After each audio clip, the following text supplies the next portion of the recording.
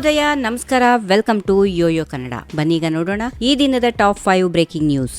CM Siddaramaiah ನೇತೃತ್ವದಲ್ಲಿ AICC ಹಿಂದುಳಿದ ವರ್ಗಗಳ ರಾಷ್ಟ್ರೀಯ ಸಲಹಾ ಮಂಡಳಿಯ ರಚಿಸಿರುವ ಕುರಿತು ಪ್ರತಿಕ್ರಿಯೆ ನೀಡಿರುವ ಮಹಿಳಾ ಮತ್ತು ಮಕ್ಕಳ ಕಲ್ಯಾಣ ಇಲಾಖೆ ಸಚಿವೆ ಲಕ್ಷ್ಮೀ ಹೆಬ್ಬಾಳ್ಕರ್, ಸಿದ್ದರಾಮಯ್ಯ ಸಾಹೇಬರು ದೇಶ ಕಂಡಿರುವ ಮಾಸ್ ಲೀಡರ್. ಅವರ ಸೇವೆ ವಿಸ್ತಾರ ಮಾಡಲು ಪಕ್ಷ ಚಿಂತನೆ ನಡೆಸಿದೆ ಎಂದರು. ಇಡೀ ದೇಶದಲ್ಲಿ ಸಿದ್ದರಾಮಯ್ಯ ಜನಪ್ರಿಯ ಆಗಿದ್ದಾರೆ. ಮೊದಲಿನಿಂದಲೂ ಕಾಂಗ್ರೆಸ್ ಪಕ್ಷದ ಕಾಳಜಿ ದಮನಿತರ ಪರ ಇದೆ. ಹಿಂದುಳಿದ ದಮನಿತರು, ಮಹಿಳೆಯರು, ಬಡವರ ಪರ ಇದೆ. ಸಿಎಂ ಸಿದ್ದರಾಮಯ್ಯ ಅವರು ಇದೆಲ್ಲ ಕಾಳಜಿಯುಳ್ಳವರು. ಅದಕ್ಕಾಗಿಯೇ ಸಿದ್ದರಾಮಯ್ಯ ಅವರನ್ನ ಒಬ್ಬ ಲೀಡರ್ ಎಂದು ಹೇಳುತ್ತೇವೆ. ಅವರ ಸೇವೆ ವಿಸ್ತಾರ ಮಾಡಲು ಕಾಂಗ್ರೆಸ್ ಪಕ್ಷ ಚಿಂತನೆ ನಡೆಸಿದೆ. ಇದರಲ್ಲಿ ಬಿಜೆಪಿ ಏನಾದರೂ ಹುಡುಕ್ತಿದ್ರೆ ನಿರಾಸೆ ಕಟ್ಟಿಟ ಬುತ್ತಿ ಎಂದರು.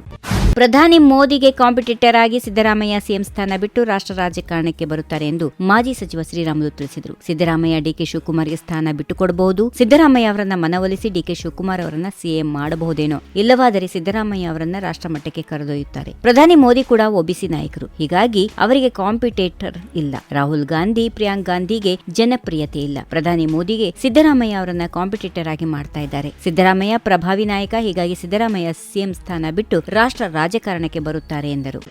ವಿರೋಧ ಪಕ್ಷದ ನಾಯಕರನ್ನ ವಿಶ್ವಾಸಕ್ಕೆ ಪಡೆದ ನಂತರ ಗ್ರೇಟರ್ ಬೆಂಗಳೂರು ಪ್ರಾಧಿಕಾರ ವರದಿ ಬಗ್ಗೆ ಸಚಿವ ಸಂಪುಟದಲ್ಲಿ ಪ್ರಸ್ತಾಪಿಸಲಾಗುವುದು ಎಂದು ಡಿಸಿಎಂ ಡಿಕೆ ಶಿವಕುಮಾರ್ ಹೇಳಿದ್ದಾರೆ. ಗ್ರೇಟರ್ ಬೆಂಗಳೂರು ಪ್ರಾಧಿಕಾರದ ಅಡಿಯಲ್ಲಿ ಪಾಲಿಕೆಗಳನ್ನು ಹೇಗೆ ವಿಂಗಡಿಸಬೇಕು ಎಂಬುದರ ಬಗ್ಗೆ ಸಮಿತಿಯವರು ಅಂತಿಮ ನಿರ್ಧಾರ ನೀಡಿದ್ದಾರೆ. ಈಗ ಹಾಲಿ ಇರುವ ಪಾಲಿಕೆ ವ್ಯಾಪ್ತಿಯಲ್ಲಿ ಇದನ್ನು ಜಾರಿಗೊಳಿಸುತ್ತೇವೆ. ಮುಂದಿನ ದಿನಗಳಲ್ಲಿ ವಿಸ್ತರಣೆ ಮಾಡಲಾಗುವುದು. ಸಚಿವ ಸಂಪುಟ ಸಭೆಯಲ್ಲಿ ಇದನ್ನು ಪ್ರಸ್ತಾಪಿಸಿ ಆದಷ್ಟು ಬೇಗ ಚುನಾವಣೆ ನಡೆಸಬೇಕಿದೆ ಎಂದು ತಿಳಿಸಿದರು.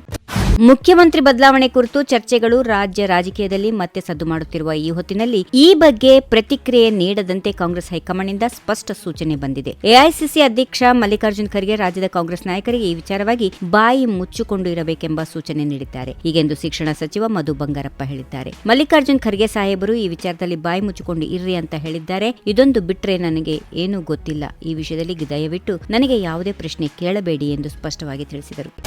ಬಿಜೆಪಿ ರಾಜ್ಯಾಧ್ಯಕ್ಷ ಬಿವೈ ವಿಜಯೇಂದ್ರ ಅವರು ಮುಖ್ಯಮಂತ್ರಿ ಸಿದ್ದರಾಮಯ್ಯ ವಿರುದ್ಧ ತೀವ್ರ ಟೀಕೆ ಮಾಡಿದ್ದಾರೆ. ಕಾಂಗ್ರೆಸ್ ಶಾಸಕರಿಗೆ ಸಿಎಂ ಮೇಲೆ ವಿಶ್ವಾಸ ಇಲ್ಲ ಎಂದು ಆರೋಪಿಸಿರುವ ಇವರು ರಾಜ್ಯದಲ್ಲಿ ರಾಜಕೀಯ ಅನಿಶ್ಚಿತತೆ ಇದೆ ಎಂದಿದ್ದಾರೆ. ಸಿದ್ದರಾಮಯ್ಯ ಆಡಳಿತದಲ್ಲಿ ಹಣಕಾಸು ವ್ಯವಸ್ಥೆ ಕುಸಿದಿದೆ. ಯಾರೇ ಸಿಎಂ ಆದರೂ ಅಭಿವೃದ್ಧಿ ಸಾಧ್ಯವಿಲ್ಲ ಎಂದು ಹೇಳಿದ್ದಾರೆ. ರಣದೀಪ್ ಸಿಂಗ್ ಸುರ್ಜೇವಾಲಾ ಬೆಂಗಳೂರಿಗೆ ಆಗಾಗ ಭೇಟಿ ನೀಡಿ ಶಾಸಕರ ಅಭಿಪ್ರಾಯ ಪಡೆಯುತ್ತಿದ್ದಾರೆ. ಡಿಕೆ ಶಿವಕುಮಾರ್ಗೆ 100 ಶಾಸಕರ ಬೆಂಬಲ ಇದೆ ಎಂದು ಹೇಳಲಾಗಿದ್ದು, ಅವರಿಗೆ ಸಿಎಂ ಸ್ಥಾನಕ್ಕೆ ಅವಕಾಶ ನೀಡಬೇಕೆಂಬ ಒತ್ತಡ ಕೂಡ ಇದೆ. ಮುಂದಿನ ರಾಜಕೀಯ ಬದಲಾವಣೆಗಳನ್ನ ಕಾದು ನೋಡೋಣ ಎಂದು ವಿಜಯೇಂದ್ರ ಲೇವಡಿ ಮಾಡಿದ್ದಾರೆ.